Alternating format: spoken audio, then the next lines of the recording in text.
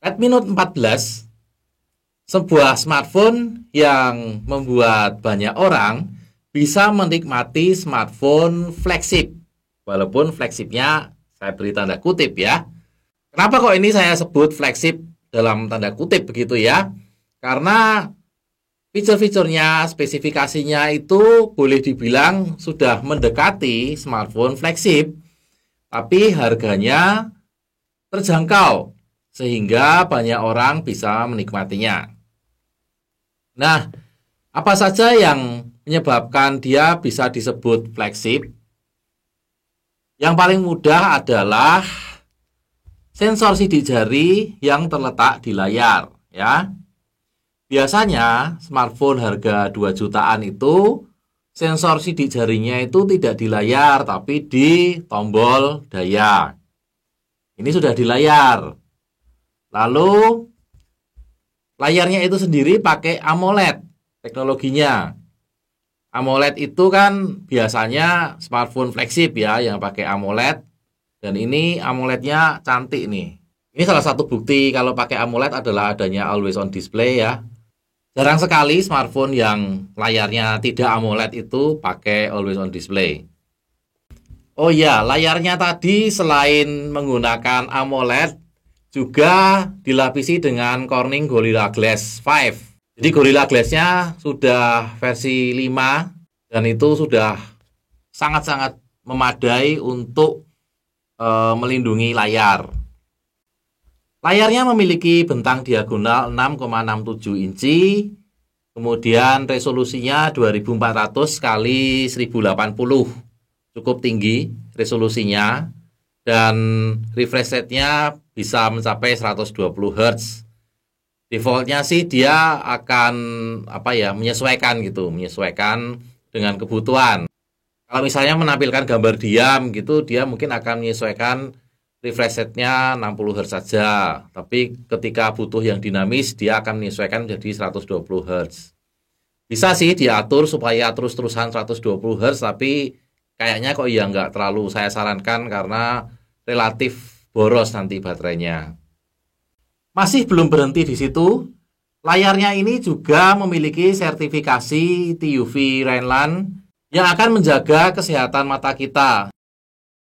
Secara keseluruhan, smartphone ini sendiri juga dilengkapi dengan sertifikasi IP54. Meskipun 54 itu belum bisa dikatakan tahan air, tapi ya sudah cukup aman ini smartphone ini menggunakan sertifikasi IP54 itu. Apalagi yang membuat dia seolah-olah flagship, walaupun di rentang harga yang 2 jutaan gitu ya.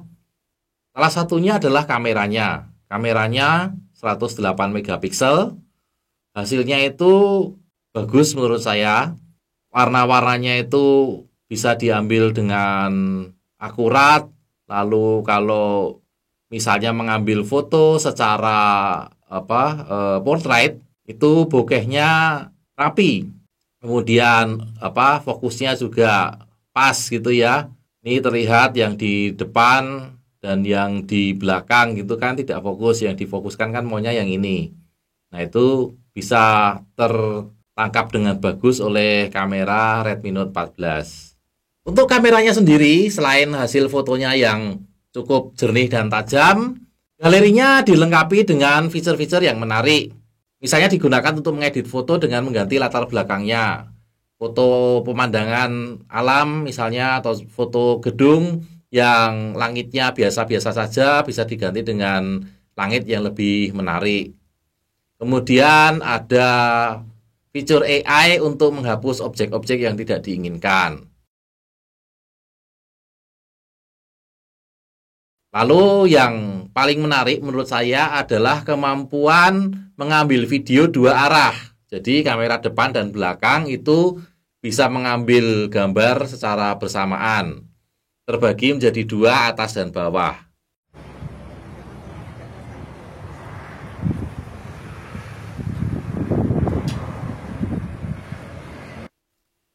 Nah, kenapa ini bisa relatif murah harganya? Ya karena masih menggunakan 4G. Jadi ini belum mendukung 5G.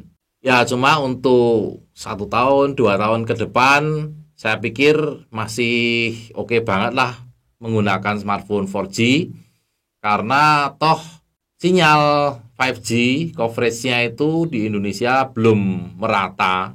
Bahkan di kota-kota besar aja areanya sangat sempit yang ada coverage 5G-nya.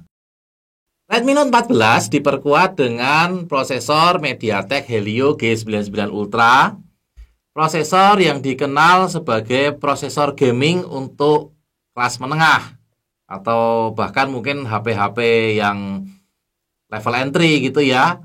Itu sering menggunakan prosesor ini dan diklaim mampu menjalankan game dengan baik.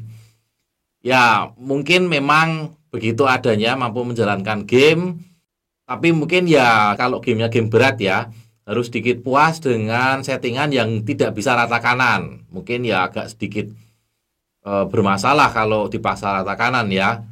Tapi setidaknya untuk bermain game lancar lah. Nah, apalagi untuk kegiatan sehari-hari, kegiatan bermedia sosial, foto-foto, browsing, dan lain-lain, itu sangat lancar banget menggunakan Redmi Note 14 ini. Redmi Note 14 ini sudah ada NFC-nya.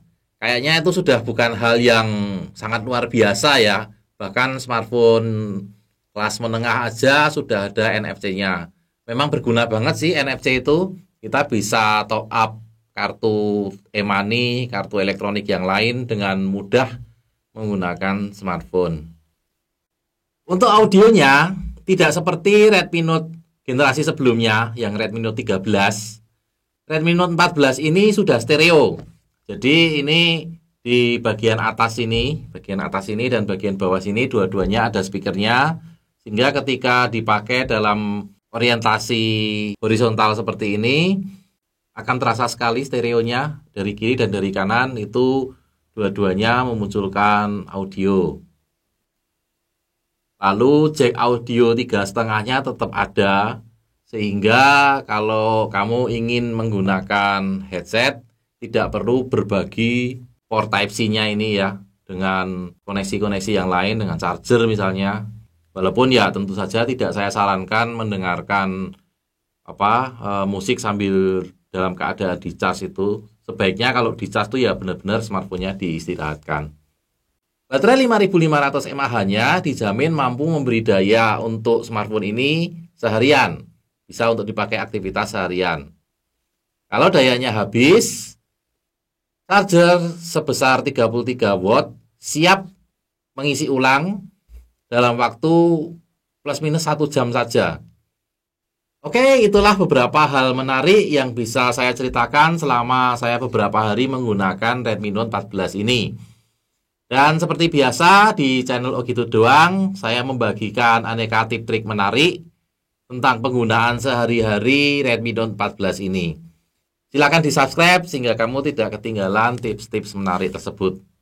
Oke, sampai jumpa di video yang lain. Oh gitu doang.